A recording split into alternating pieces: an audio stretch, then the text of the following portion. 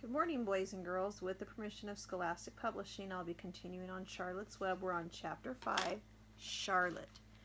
The night seemed long. Wilbur's stomach was empty, and his mind was full. And when your stomach is empty and your mind is full, it's always hard to sleep. A dozen times during the night, Wilbur woke up and stared into the blackness, listening to the sounds and trying to figure out what time it was. A barn is never perfectly quiet. Even at midnight, there is usually something stirring. The first time he woke, he heard Templeton gnawing a hole in the grain bin. Templeton's teeth scraped loudly against the wood and made quite a racket. That crazy rat, thought Wilbur. Why does he have to stay up all night, grinding his clashers and destroying people's property? Why can't he go to sleep like any decent animal? The second time Wilbur awoke, he heard the goose turning on her nest and chuckling to herself. "What time is it?" whispered Wilbur to the goose. Probably, about 11:30, said the goose. "Why aren't you asleep, Wilbur?" "Too many things on my mind," said Wilbur. "Too many things on my mind," said Wilbur. "Well," said the goose, "that's not my trouble. I have nothing on my mind at all, but I've too many things under my behind." "Have you ever tried to sleep while sitting on 8 eggs?" "No," replied Wilbur. "I suppose it is uncomfortable." "How long does it take a goose egg to hatch?" Approximately 30 days, all told," answered the goose. "But I cheat a little. On warm afternoons I pull a little straw over the eggs and go out for a walk." Wilbur yawned and went back to sleep. In his dreams he heard again the voice saying, "I'll be a friend to you. Go to sleep, you'll see me in the morning." About a half an hour before dawn, Wilbur woke up and listened. The barn was still dark. The sheep lay motionless. Even the goose was quiet. Overhead on the main floor, nothing stirred. Cows were resting, the horses dozed. Templeton had quit work and gone off somewhere on an errand. The only sound was a light scraping noise from the rooftop, where the weather vane swung back and forth. Wilbur loved the barn when it was like calm and quiet, waiting for light. Day is almost here, he thought. Through a small window, a faint gleam appeared. One by one, the stars went out. Wilbur could see the goose a few feet away. She sat with her head tucked under her wing. Then he could see the sheep and the lambs. The sky lightened. "Oh, beautiful day, it is here at last. Today I shall find my friend." Wilbur looked everywhere. He searched his pen thoroughly. He examined the window ledge, stared up at the ceiling, but he saw nothing. Finally, he decided he would have to speak up. He hated to break the lovely silence of the dawn, but he couldn't think of any other way to locate the mysterious new friend, who was nowhere to be seen. So Wilbur cleared his throat. "Attention, please," he said in a loud, firm voice. "Will the party who addressed me at bedtime last night kindly make himself or herself known by giving an appropriate signal or sign?" Wilbur paused and listened. All the other animals lifted their head and stared at him. Wilbur blushed, but he was determined to get in touch with his unknown friend. "Attention, please," he said. "I will repeat the message. Will the party who addressed me at bedtime last night kindly speak up? Please tell me where you are if you are my friend."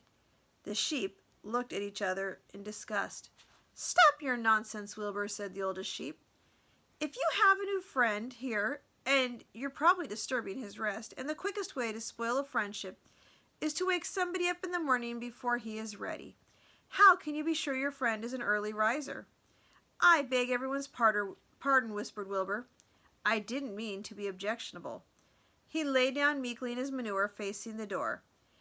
He did not know it, but his friend was very near. The old sheep was right. The friend was still asleep. Soon Lurvy appeared with slop for breakfast. Wilbur rushed out, ate everything in a hurry, and licked the trough. The sheep moved off down the lane.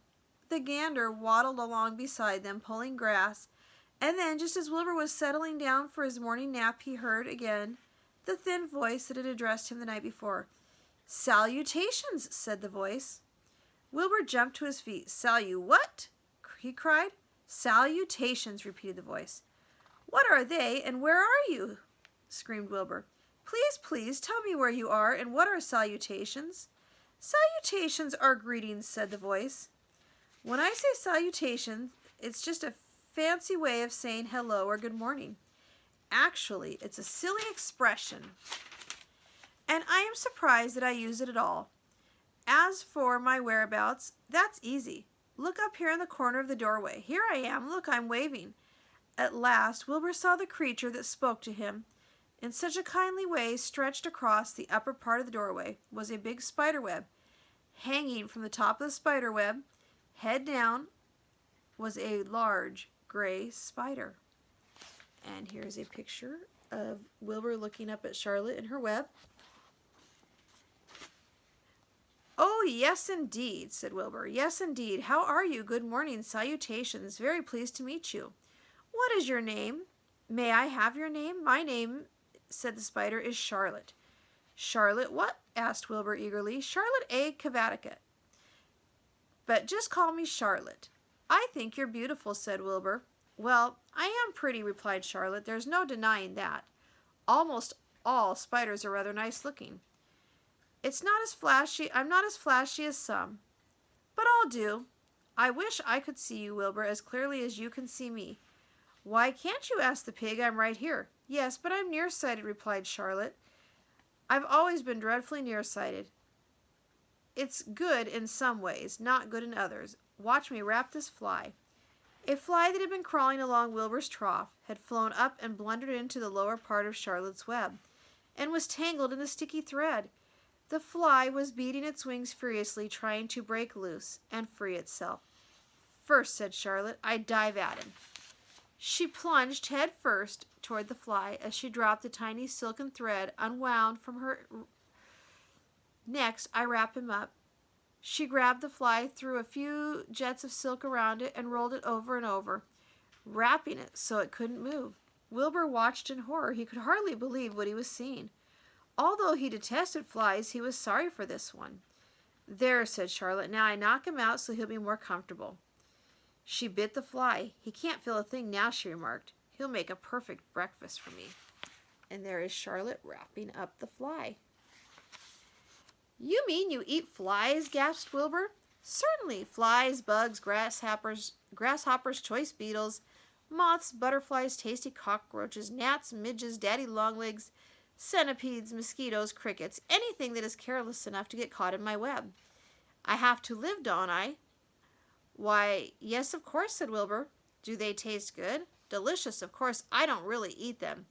I drink them." "Drink their blood. I love blood," said Charlotte.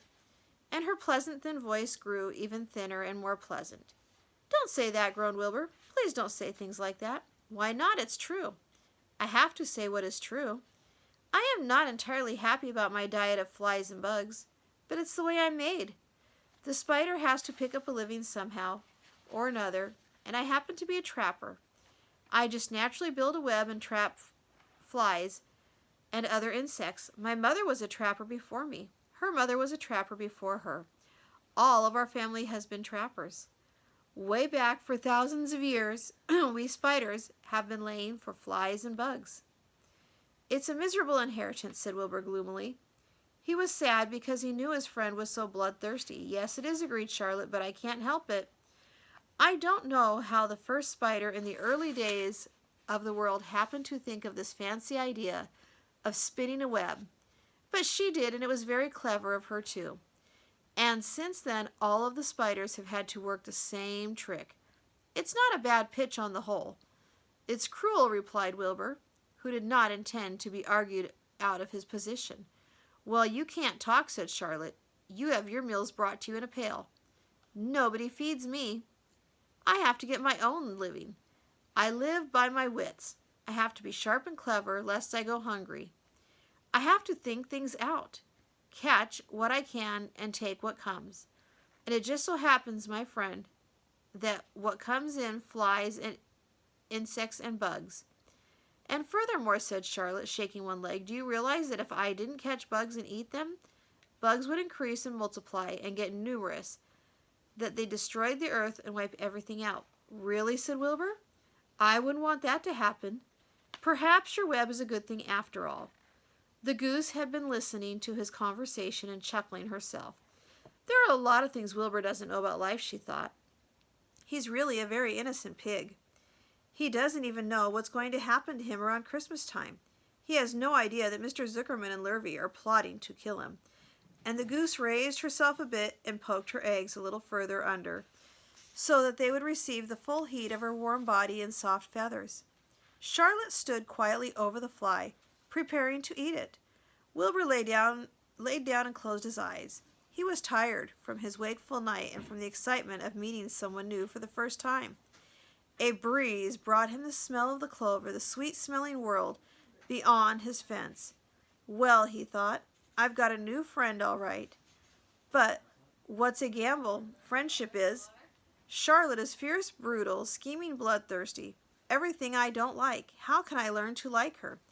Even though she is pretty and of course clever.